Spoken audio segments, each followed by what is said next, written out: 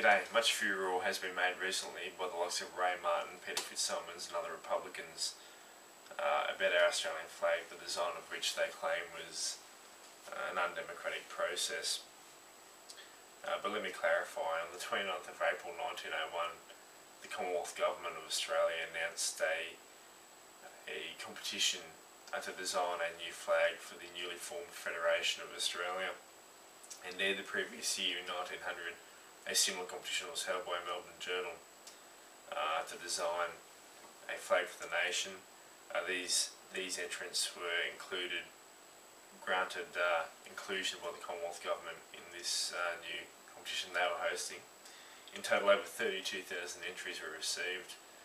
Now, at the time, the population of Australia was 3.6 million. To put that in perspective, if this competition was held today, that would require over 200,000 entries.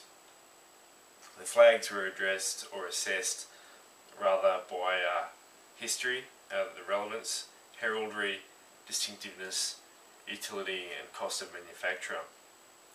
On the 3rd of September in 1901, Lady Hopetoun, wife of Australia's first Governor-General, opened a competition at which all entries were to be assessed.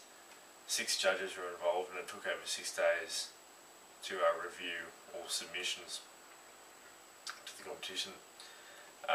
In the end, 5 entrants were declared the winner because they all had similar designs, all or most of which were teenagers, only one entrant being over the age of 40. Our flag, of course, comprises of the following: the Union Jack in the top left hand corner, which represents our history of our laws and customs, our heritage. It symbolises where we come from.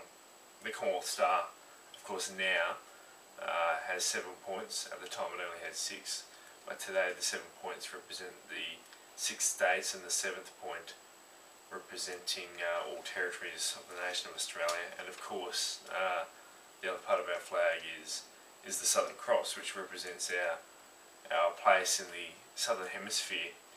But also, contrary to Mr. Martin and others' statements, has a signification to the Aboriginal race. In their mythology, it relates to Mullaloo and his 5 daughters.